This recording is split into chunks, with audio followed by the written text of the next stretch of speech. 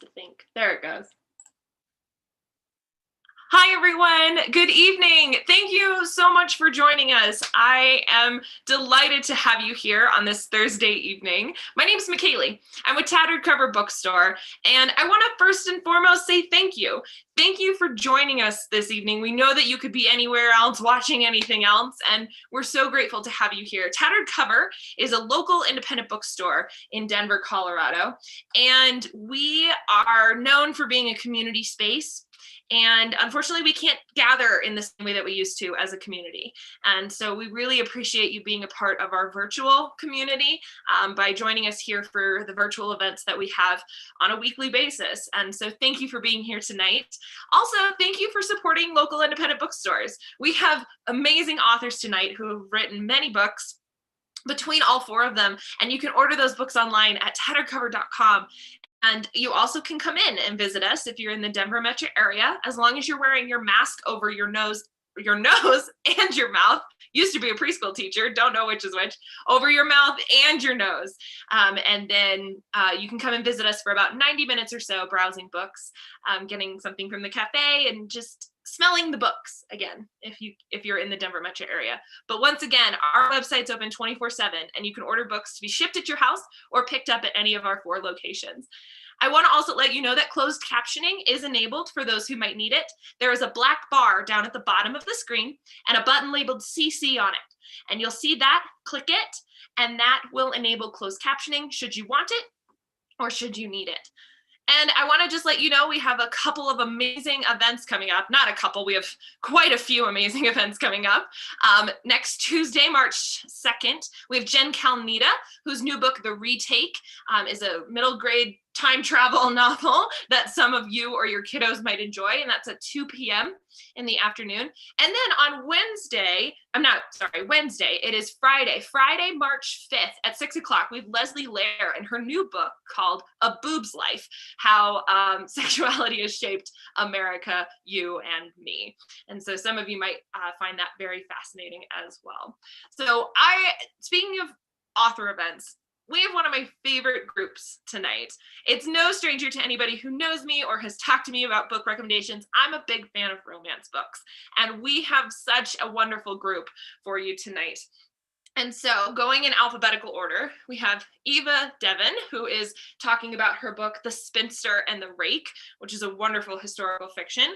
In the line, not historical fiction, we're going in alphabetical order. And we have Helen Hardt with her second book in her latest series. This one is called Follow Me Under. And we have Amalie Howard, whose book, this is the other historical romance I was talking about, The Rake Hell of Roth. And last but certainly not least, we have Rebecca Yarros' book, The Things We Leave Unfinished. And I would like to welcome these 4 authors here tonight, and we're going to have them turn on their cameras and their microphones. And they will come on. Here we go. There they go. Hi, Eva. Hello, Amalie. Hi, Rebecca. Hi. There we go. And there's Amalie and Helen. Oh, there's Helen. Perfect. Hello, ladies. Oh, thank you guys. Thank you so much for being here. Like I said before in the intro, and like I was saying beforehand, I love your books. I love romance, and I'm very excited to talk about it today. I thought we could just quickly go around the room, and I know that you have your names in the corner, but if you want to introduce yourself, say hello to the audience, and maybe give us what you're reading right now to start us off. So Eva, you are actually first in my screen, so if you'll kick us off there. Yeah, hello, I'm Eva Devon. I write Rakes, Rogues, and the Heroines Who Tame Them. And this is my book, it's The Spinster and the Rake. And right now, I'm currently reading kind of a classic. I'm reading The Raven Prince by Elizabeth Hoyt, because I think it has one of the most classic meeting scenes ever made, and I absolutely love a grumpy hero. Thank you. I like grumpy heroes. I'm quite a fan of those too. Rebecca, you're next in my window here. Hi, I'm Rebecca Yarros, and I write emotional romance. And This is my book, Things We Leave Unfinished, which just came out. And it's my first foray into historical too. It has dual timelines, so kind of spins around. I actually just finished Sarah J. Maas's new ones, The Court of Silver Flames. So I'm getting ready to start something new tonight, but I finished that one last night and it gave me a little bit of a book hangover. Book hangovers are real things. So we all can appreciate that. Helen, you are next in my lineup here. Hey, I'm Helen Hardt. This is my book, Follow Me Under, which is the second in my Follow Me series. You have to read Follow Me Darkly first. So if you want to get into this series, it's very dark and erotic. Start with this one, and this one is also available. I write mostly contemporary romance, mostly to the hotter side. And I just finished an ARC. For anybody who doesn't know what that is, it's an advanced reader's copy of Private Property by a good friend of mine, Sky Warren. It was excellent. It's her take on the Jane Eyre theme, and I really enjoyed it. And I'm so excited I get to start a new arc by Laurelyn Page now that I've finished Skies. So that's what I've been doing. I've been reading arcs. Yes, that's what a treat. Yeah. And also lots of authors are very lucky to get to do that. That's awesome. And thank you for letting us know about some books we can pre-order. And Amalie, if you could introduce yourself for us. Hey everybody, Amalie Howard, Tattered cover peeps, miss you guys. So happy to be here. I'm the author of the Raquel of Roth, which came out a couple weeks ago. This one that McKaylee showed you before. Very excited about it. It's like part of my Regency Rogue series, which is fairy tale and Shakespeare mashups. Super cool. So this one's As You Like It meets Sleeping Beauty. And I am also reading this Sarah J. Maas, I can't get it in front of me, Sarah J. Maas book. So Rebecca better not give me any spoilers because I just started it. So, I mean, it's weird because like when I buy books, I hoard them and I treat them like rewards, but then I don't really read them because I wait so long. And then the next book's out, I'm like, oh my God, I gotta read this book. I do that with Alona Andrews, all their books. Yes. Oh my gosh. Yes. And I think book hoarding is something that a lot of us on this So much. Zoom call and in this viewers can relate to. I want to start us off with a general question of romance. Why is romance important to you? And why do you think it's an important genre in literature? Amalie, since we went last with you last time, you want to take this one first? Sure. I mean, I love romance because I like the way that it makes me feel when I read it. I like the fact that for, with canon and romance, you're getting a happy ever after or a happy for now. So I feel safe in the company of a romance book because I know the expectation there is there of what I'm going to get. Even if it's dark romance or twisty romance or erotic romance, anything that's like, might have a darker theme, I know I'm going to get that satisfaction, that resolution at the end.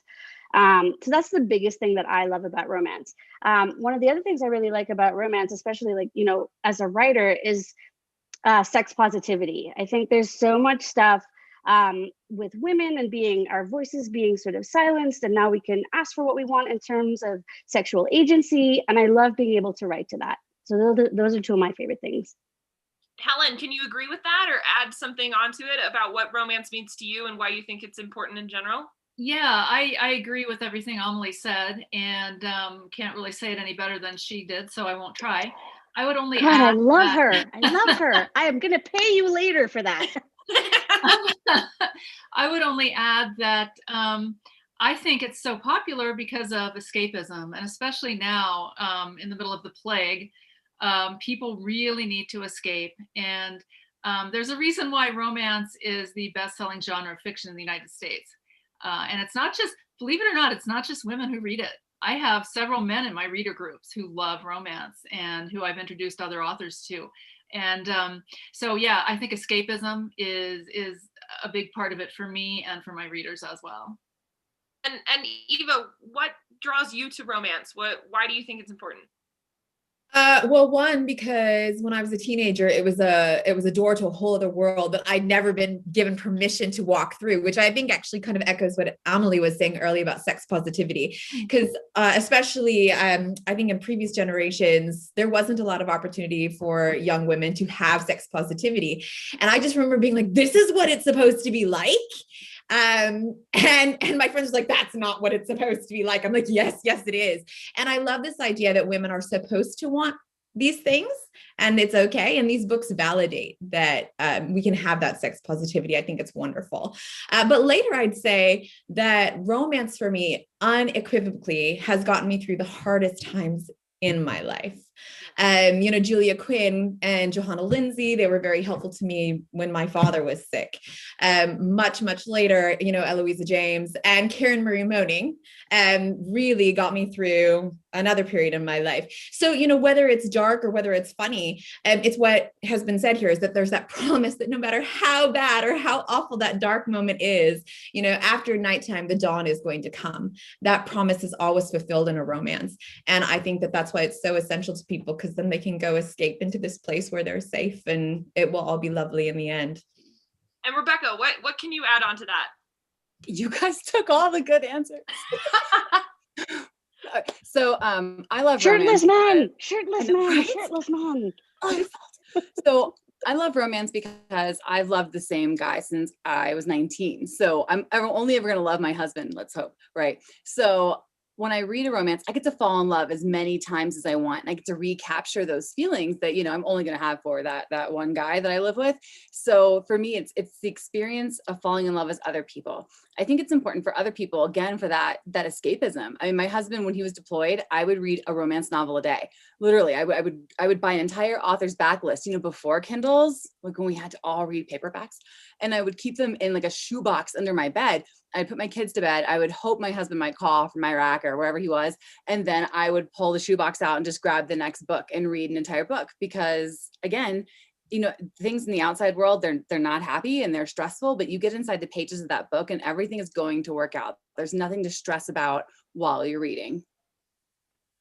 Thank you all for that. Because I think that's something, again, that we can relate to, and really, it's nice to hear it from the authors themselves. And so I want to ask you about that switch. When did it start in your head becoming from, I'm not just a reader anymore, I'm going to become a romance writer? When did you sort of get bit by that bug and in that direction? Helen, can you start us off? Sure. Well, I've wanted to write since I was 6 years old. I didn't always want to write romance, but I knew I wanted to write. And I've been reading romance since I was a preteen. Started with those old malt shop romances written in the 40s and 50s, totally showing my age here. Any of you guys remember those? Rosamond Dujardin, Anne Emery? I know what they are. I know what they are. Yeah. Well, anyway, it was the 70s when I was reading those, but they were in my school library, and that's how I discovered romance. Anyway, so I read romance, and then of course just graduated to Harlequins and Judy Blume's Forever and all that good stuff. And then took a few detours along the way, and eventually decided to take my writing career seriously in about 2006. And I started out with a young adult fantasy, and I did finish it. And I figured that was where my path was leading me. And then I picked up a Nora Roberts book to read on a plane ride one day. Just thought, no, this looks good, I'm going to read it. And at that point, I hadn't read a lot of romance in the past probably decade. I had been reading other things, and I absolutely fell in love all over again with romance, and finished that book, devoured the whole trilogy that she wrote, that particular trilogy, devoured more romance, and I decided, you know what, this is what I need to be writing. So that's how I started. Nice. Rebecca, did you have a similar path or completely different? I think I always wrote as a kid, but then we were a military family, so we were jumping around and moving, and my husband was on his third deployment, and he was in Afghanistan this time. He was always gone. And I decided, like, hey, I'm gonna write one. And I don't know what I was thinking, because I had, like 4 small children at home and a cake decorating business. I'm like, no, I'm just gonna write one. And so I wrote a page a day. I would get in bed after decorating all my cakes, and I would write one single page. And by the time he came home, I was like, hey, look, I wrote a book. My husband's like, you what? I'm like, I wrote a real book. Look at it. It's a book. And then I didn't know what to do with it. So I went to Borders, which tells you how long ago it was, and bought this book, like Publishing for Dummies, because I had no idea. I wrote it, but I had no idea what to do with it. And that actually was young adult. And that book didn't get picked up. But then I wrote a romance book, and it got picked up and published super, super fast. And I just kind of fell into that romance. And I still love YA urban fantasy. I just tend to write more romance. That's great. And Amalie, you've dipped your toe in YA as well. So what helped that shift with romance, becoming a romance? Yeah, so I mean, same thing, big reader, big writer from little. I remember I was published at 12, and the piece that I had published was poetry that my English teacher lit a candle and said, write a poem. And I wrote about a bridegroom who came and burned his bride to the ground. So I always loved dark romance. Way back when, my mom was like, wait, how old are you? And then, you know, I mean, I did different competitions. I got an award in a Royal Commonwealth essay competition when I was 15. Commonwealth is all the Commonwealth countries. I grew up in Trinidad and Tobago. And then after that, you know, same as Helen, I kind of went roundabout way, you know, decided that I needed to make money. So I got into international communications, and I stayed there for a while. And, you know, love or hate Twilight, I read it and I was like, this book is out, and I have been vampire and a witch every Halloween for as long as I can remember, and I love to write. And so I said, you know what, you need to stop talking about what other people have and figure out how to do it yourself. So I started writing, and, you know, I mean, the first draft was ridiculous. It was like 180,000 words, which anybody is telling you if you're looking to get published, they'll be like, no, sweetie, half of that. And that book was eventually, that was in 2009. And that was eventually Bloodspell, which is like Witches, Vampires, Epic War. That was my first YA book. And then I had 2 other YA series, and then romance, which I wrote with Angie Morgan, my co-author. We had a 7-book series with Entangled, and then Beast, and then Raquel. That's my story in a nutshell. Story. Oh, I'm sorry. You said Eva. What's your story? Yeah, I said you. I'm just like listening to like, so I now realize that I wrote gargoyle fanfic. I don't know. Do you guys remember the cartoon Gargoyle? Love that cartoon. Yes. Right. So I was like 9 years old. And I now realize I started off writing as fan fiction, and I absolutely love doing that. I think I figured out, though, that I really wanted to write romance when I was about 17 or 18 years old, because I was devouring a Johanna Lindsay book a week. I was ordering them through Barnes and Noble, and I would have to drive into town and pick them up because the librarian at my local library was giving me a really hard time for reading romance.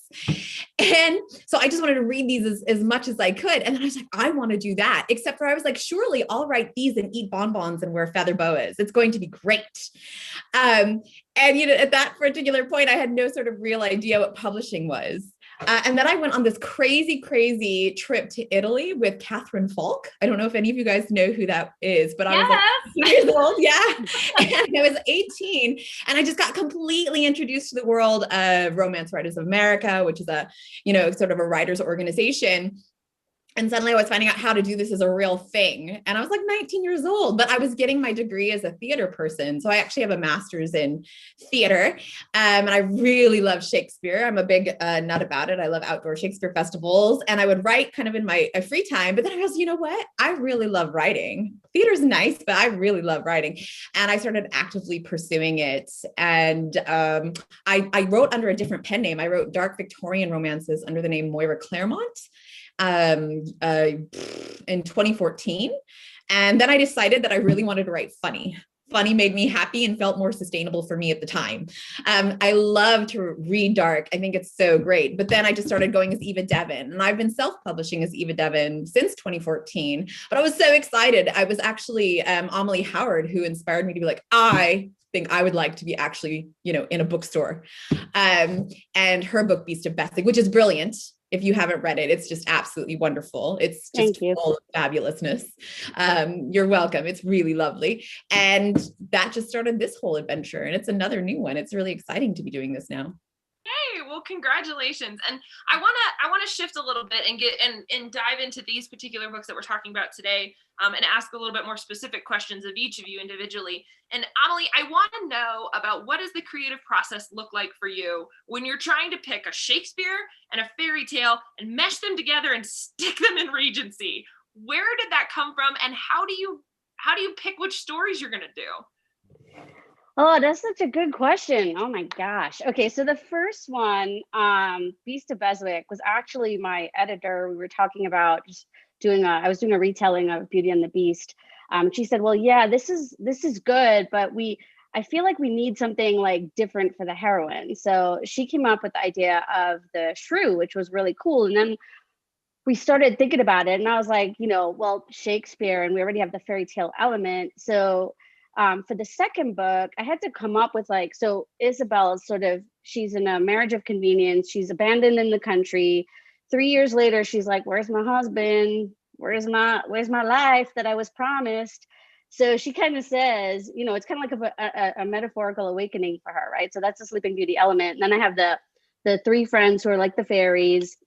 And then the as you like it element comes in with the hidden the hidden identity, where the Rosalind and the other girl, I forget her name. They basically hide as shepherd boys in the woods, and it's a double romance going along the way. So that's how it follows that. So my process with Recal was just trying to pick elements that most people would know if they looked it up, and then trying to put those together. So yeah, it's interesting doing it that way, because you don't want it to be too much. You don't want it to be too in your face, and you also want it to be fresh. So, my brain was kind of all over the place with that. But I mean, I love those two books. I love them. I think you picked excellent elements out of it. And again, it's recognizable enough. But when you pitch it to people, it's always very fascinating to be like, okay, well, how did you do that? Right.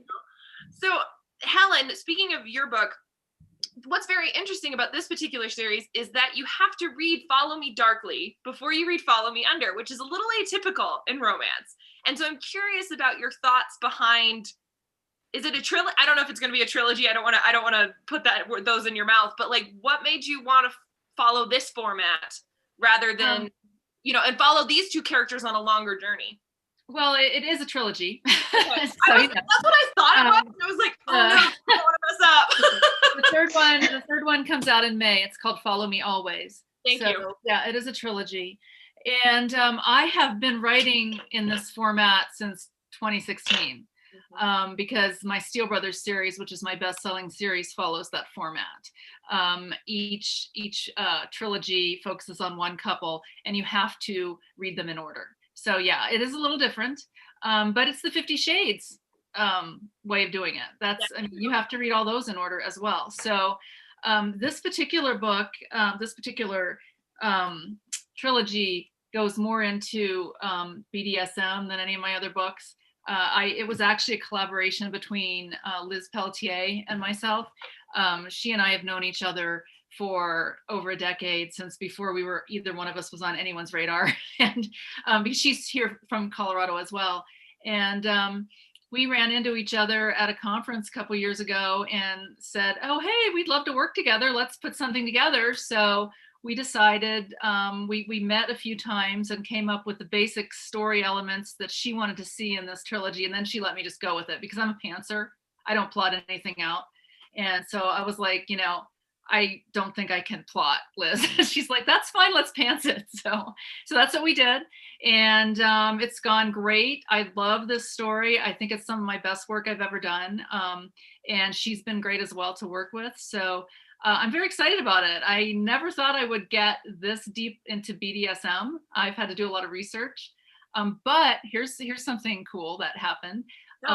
Actually, I'm not in the lifestyle myself, but a professional dominatrix reached out to me, said she had read Follow Me Darkly, and said she was so impressed with how well I had captured the actual lifestyle in the book. So I was like, that's a huge compliment to me, because, a lot of people take a lot of heat for not doing it right in their books. And so that was really awesome. And it's been a wild ride, let me tell you. That's amazing though. What high praise, but also just validation as a writer that your research has paid off and your storytelling abilities have touched somebody in that kind of relatable way. Oh yeah, I was thrilled. She was really awesome too. She wrote a wonderful review and actually interviewed me on her blog. So it was fun. That's awesome. Speaking of authentically getting things right, Eva, I want to ask you, you have a neurodiverse character in your book, which is something in Regency and Victorian area, you can't exactly be like, oh, he's on the spectrum. That verbiage doesn't exist. Mm-hmm. How did that process look for you as a writer, including this neurodiverse character in a time period that didn't know or have the verbiage to help him with that? Yeah, right. Well, obviously neurodiverse people have always existed. Well, yes, obviously. Yeah, no, but I mean, like, sometimes we don't, as you just said, there were not words for it. They didn't have a way of giving, to use the word like label. They didn't have something that would make it easily accessible for someone to understand. And they wouldn't have been understanding of it in that time either, because they didn't really like things that were outside of their neat little rows in public. Things in private could be a lot more open, but there were two real reasons why I wrote Edward as neurodiverse.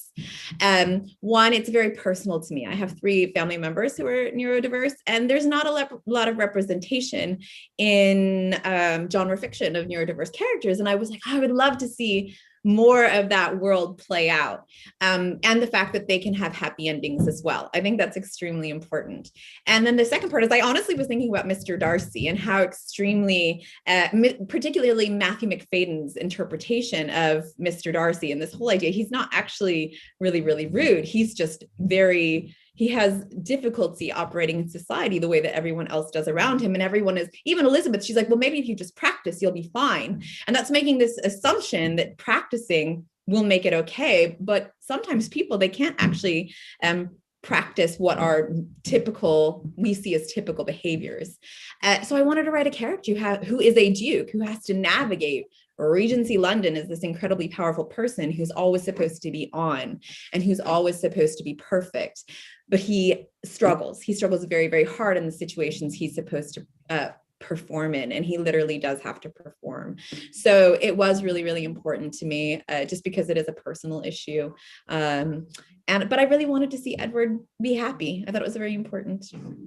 That's how it is in romance, right? That's what we want for our heroes and heroines alike. Rebecca, I want to take your question about a bit back to format as well, because you talked about the fact that you have historical, and this is your first dive into it because it has 2 storylines that coincide. I don't want to give anything away, but what was that like for you, delving into that history part of it, and also having to write these 2, they're not simultaneous, but you know what I mean, these 2 threads, so to speak, right? Keep this story well, so my first love is history. That's what my degree is in. So there's definitely the nerdy part of me that was like, yes, there's a reason I get to watch all these YouTube videos and documentaries, so my husband's like, great, another one. So I love the historical aspect of it already. And in writing The Things We'll Leave Unfinished, I was watching Sanditon. So you guys watch Sanditon? Everybody? Yeah. Mm-hmm. Right. It's the unfinished novel by Jane Austen.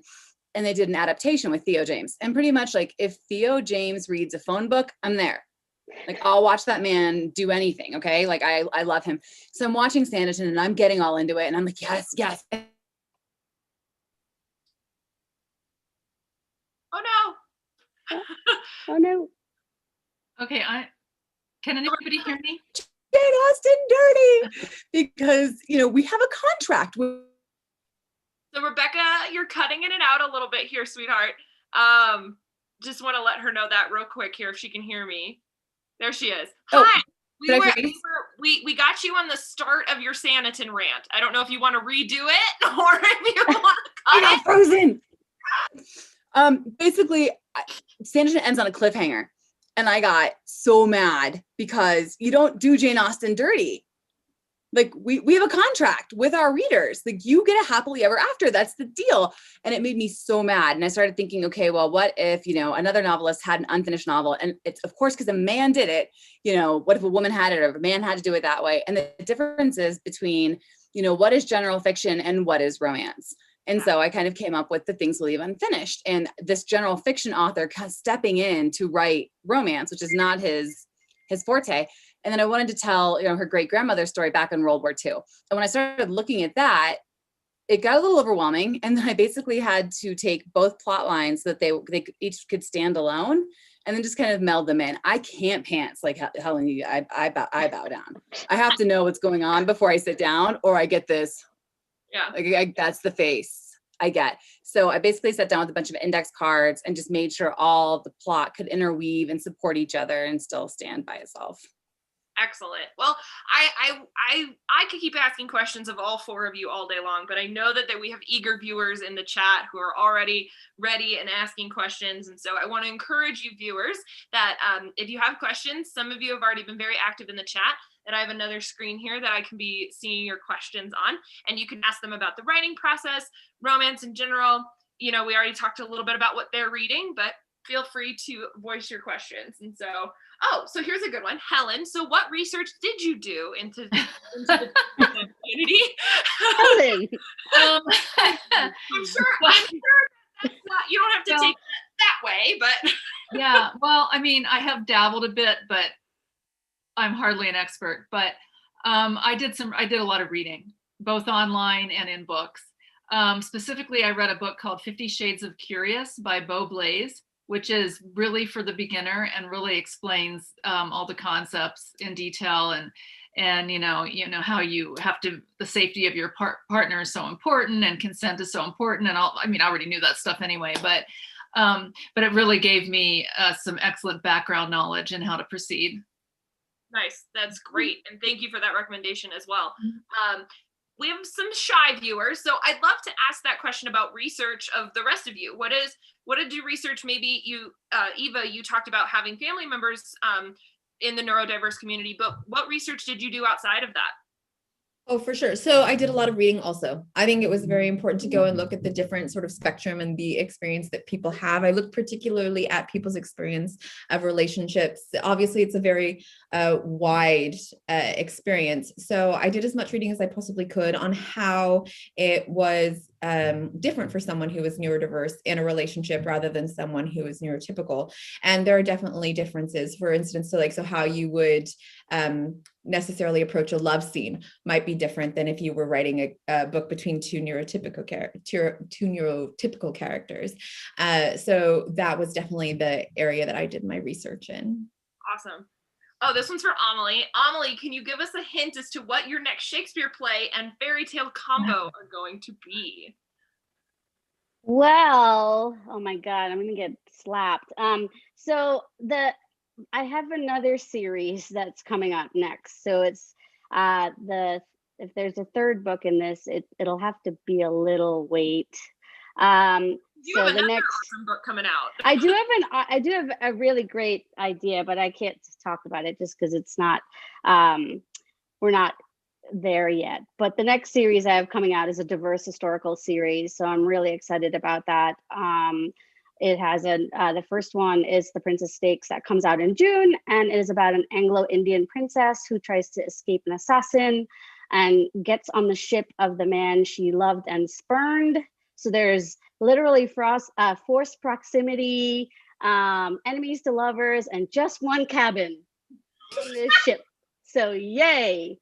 This actually brings a great question that just got asked of what, in your opinion, is the best trope, romance trope? So for those of you who might not know, that romance tropes tend to be situations, instances, characters that you find in books that are not cliche or stereotypical, but you see them frequently. They're patterns to propel the plot forward most of the time. Rebecca, I would love to ask, what's the best trope in your opinion? I'm a sucker for the one bed in the hotel. Like that to me, like, I think we need a hotel named like One Bed Left Hotel. Like, honestly, like it is, I love it. That forced proximity, that no, we won't touch each other, but then we're going to wake up tangled up in each other. Oh, it's going to happen. I'm a sucker for that one. I can't help it. Just give it to me. How about you, Helen? Okay. There is a trope in paranormal romance called fated mates.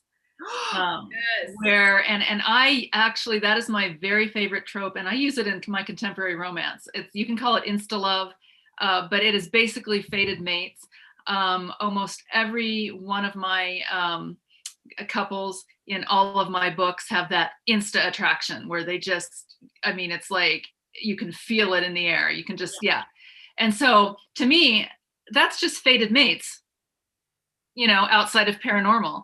And that is my favorite way to write a romance, favorite trope to use. How about for you, Eva? I love lovers to enemies to lovers, because I think lovers to enemies to lovers.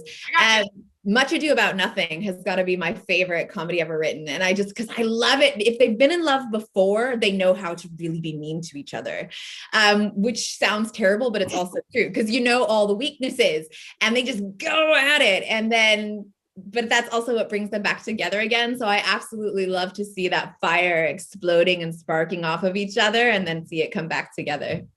Excellent. And Amalie, you mentioned a lot in your next book, but what are some of your favorites? Oh yeah, Enemies to Lovers is mine. I just like to beat the crap out of people. No, I'm kidding. I don't do that. I was on this panel with Beverly Jenkins like a week ago, and we were talking about we should invent this thing called just one petticoat, because that should be a new trope.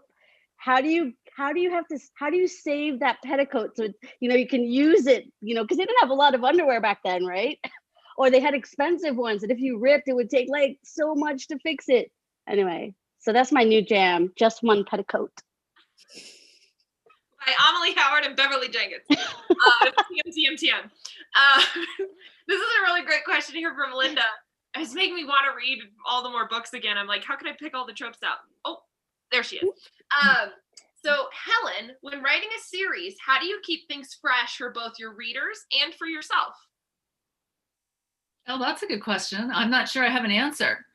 Because I'm a pantser, I just keep going. Keep going.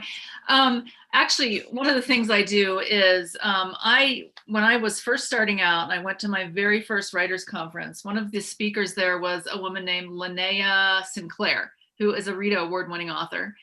She writes fantasy, space kind of stuff, romance. And she did a class on character. She called it Character Torture 101. And it was all about conflict. So, and I do this when I don't know what I'm going to do next. I make things worse. She said, I want you to think of the worst thing in the world you can do to your character. So we had to think of that. And then she says, okay, now make it worse. And if you've read my books, I do that all the time. And I think that's kind of how I keep things fresh. I just bring in new obstacles all the time. And I've got my Steel Brothers series is now on book 18 comes out in June. So yeah, I do have to keep things fresh. And that's one way I always am able to do that. I just bring in an obstacle. Yeah, it tortures your reader too, just so you know. My readers ask if it's the Linda that I think it is who asked that question, she knows that I torture my readers. I have to laugh because Rebecca made a statement, which is true, that romance writers have a contract with their readers for a happily ever after. I don't give you that. I give you cliffhangers, but I will eventually give you a happy ever after. So. Yours is just a longer wait. Exactly. I broke the contract. I'm sorry. So speaking of contracts with readers and tropes and just romance in general here, but what would you ever venture outside of your sub romance genre, and if so, what genre would you want to go to? Anybody want to take that first? I will. Yeah.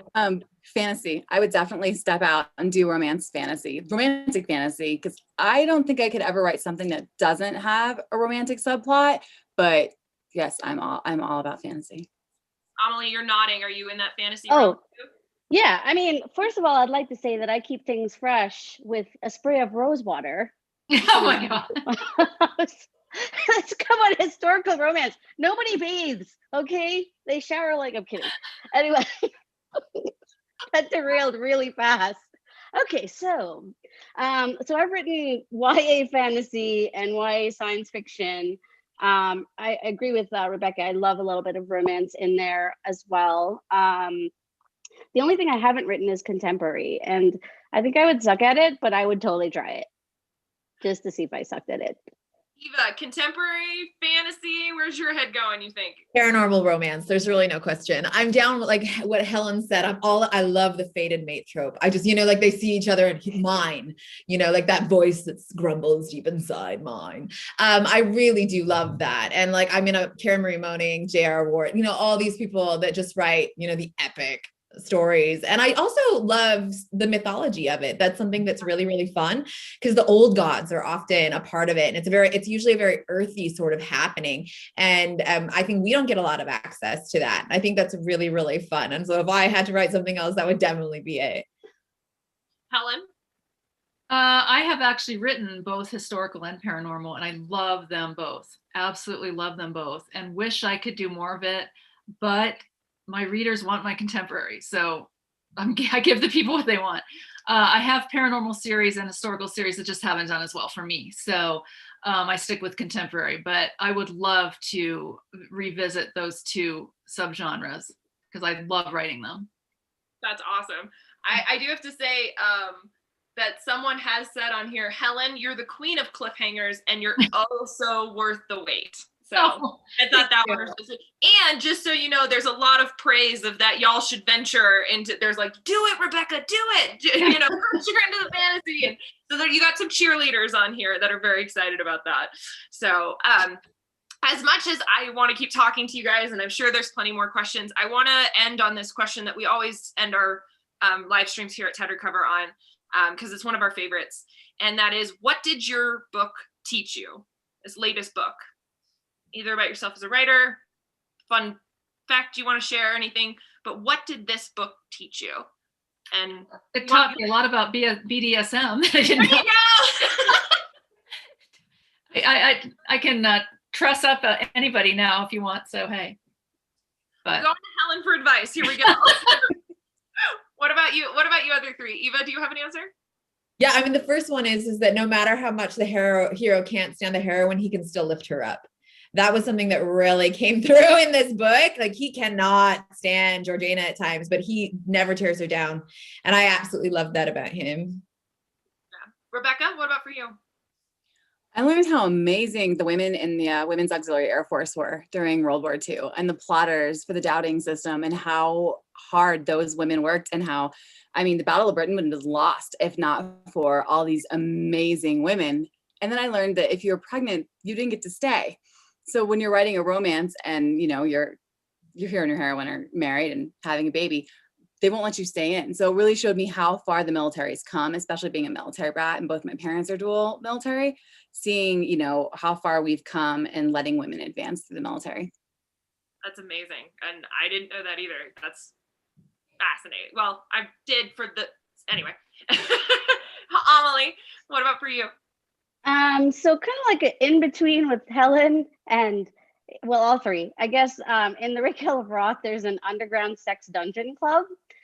So I had to research stuff called like there's like a horse that was built so that it's a wooden horse, so you could get spanked, or you can, the prince used it so that he can be pleasured by more than one woman. I mean, it was very interesting seeing all these things just, you know, exist forever ago. I mean, I love the fact that, you know, sexual agency just existed, you know, since the start of time. But, you know, I liked being able to introduce women to it. So.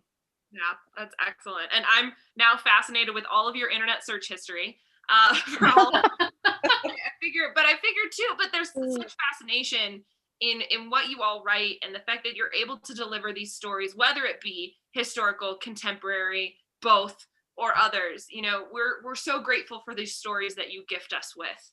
And I want to give each of you a chance to remind people who you are, where they can find you online, and anything else that you want to share with us before we end this evening. And I think we can go back in reverse order as we had. Rebecca, if you'll start us off, and then we'll go in reverse alphabetical order. Wait, am I starting? Yes, you're starting. So I keep getting frozen. We're at our nonprofit's office, and I don't know what's wrong with our internet. Well, hi, I'm Rebecca. I write emotional romance. This one's my last one. Things Leave Unfinished. Come read it. And I love all the women on this panel, and I torture Amalie every chance I get. So that's it. And then that would lead us to Amalie. I love being tortured, so please, anybody, just like, you know, hit me up. I like it. So my last book was Ray Color Broth that just came out a couple weeks ago. It hit the USA Today bestseller list, so super excited about that. Yeah, thank you. And you can find me at Amalie Howard on all the socials. And yeah, happy to answer questions. If they come in the chat later, we'll come and listen to the video, answer the questions. It'd be great. Thank you. Awesome. And then Helen. I'm Helen Hardt with a D-T, German spelling. And you can find me at helenhardt.com. I'm on Facebook. You should join my readers group called Heart and Soul. Just Google it on Facebook. Well, search it on Facebook. And on Instagram. I do have a Twitter, but I'm never on Twitter. And do not look for me on TikTok. I'm way too old for that shit. So. Eva. Yeah, I'm Eva Devon, and I write cheeky, fun historical romance. And The Spinster and the Rake is a mashup of Pride and Prejudice meets My Fair Lady. And I am definitely on Instagram and Facebook, and you can find me at evadevon.com. And I would absolutely love to keep chatting with you. And this was so fun because all of you are totally cheeky, and I like cheeky very, very much indeed. And we know that from your books. And I encourage everyone, as someone who has read all of these fabulous women's work, I thoroughly encourage you to pick up these books if you have not. You can do so at tatteredcover.com or stop in at any one of our locations in the Denver metro area. We thank you guys so much for shopping locally, for keeping your money in your cities and in your towns. For some of you right now, it's dinner time out there. So maybe think about ordering from a local mom and pop restaurant or just supporting local businesses, because we would not be here without it. Tattered Cover is 50 years old this year, and that is in large part due to this community. So thank you guys for doing that. And thank you to these authors who, on a personal note, I've enjoyed for a while now, and I love each time I get to talk to you all. So thank you guys again. You'll hang out here while I finish closing us out. Once again, order these books at tatteredcover.com. My name is McKaylee. Stay safe, everybody, and happy reading. Thanks all. Bye.